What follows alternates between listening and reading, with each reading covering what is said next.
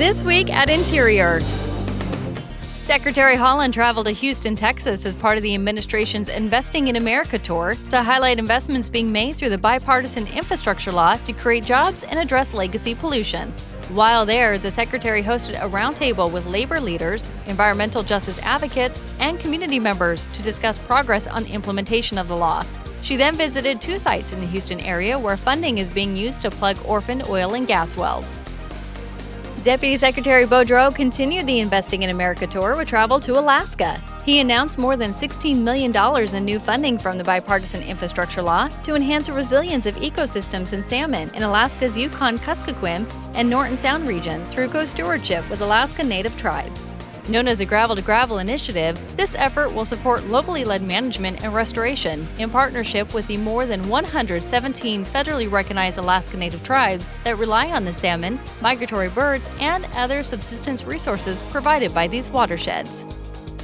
Deputy Secretary Boudreaux, Bureau of Reclamation Commissioner Camille Kalimblum-Tutin, and White House Infrastructure Implementation Coordinator Mitch Landrieu were in the Colorado River Basin to announce a nearly $585 million investment from President Biden's bipartisan infrastructure law for infrastructure repairs on water delivery systems throughout the West.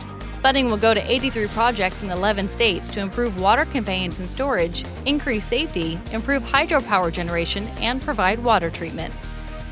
During a visit to the Gila River Indian community as part of the Investing in America tour, Deputy Secretary Boudreaux and Senior Advisor Landrieu were joined by Deputy Bureau of Reclamation Commissioner David Palumbo to announce $133 million in historic funding and conservation agreements.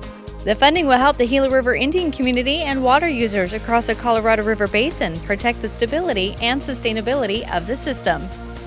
Reclamation also announced a $20 million investment from the bipartisan infrastructure law for 4 small surface and groundwater storage projects in California and Utah. The 4 projects will help stretch the limited water supplies in the western U.S. and are located in Imperial Valley, Kern County, and San Joaquin Valley, California, and Tokerville, Utah. In a major milestone towards meeting the Biden-Harris administration's goal to deploy 30 gigawatts of offshore wind energy by 2030, the Bureau of Safety and Environmental Enforcement has completed its review of critical design and installation reports for the South Fork Wind Project offshore Rhode Island and New York. This clears the way for the construction of the first commercial-scale offshore wind turbines in federal waters in the United States. Interior announced it will hold nation-to-nation consultations with tribes and listening sessions with Indian artists and craftspeople on draft amendments to regulations that implement the Indian Arts and Crafts Act.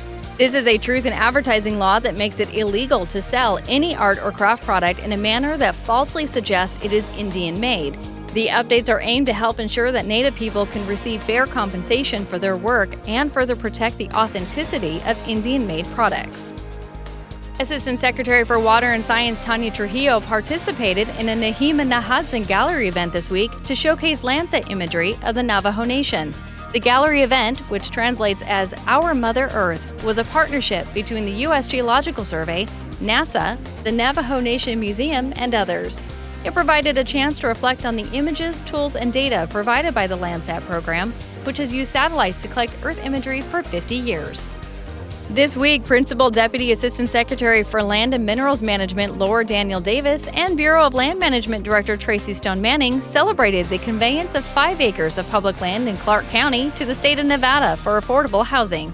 The site will be used for the construction of 195 1- and 2-bedroom units for low-income seniors and will include amenities like wellness centers, swimming pools, hair salons, and conference rooms.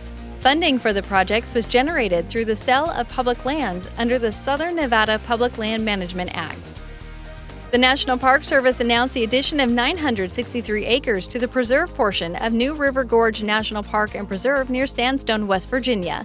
The land was transferred to NPS with funding from the Land and Water Conservation Fund and will increase outdoor recreation activities to the public. Commonly known as Irish Mountain, this historically significant swath of land is known for its links to Irish immigrants who settled locally in the late 1800s. And our social media picture of the week is the Berryessa Snow Mountain National Monument, which includes some of the most scenic and biologically diverse landscapes in Northern California. The views range from rolling oak-studded hillsides to steep creek canyons and expansive ridgelines. Make sure you follow us on Facebook, Instagram, Twitter, and YouTube. That's This Week at Interior.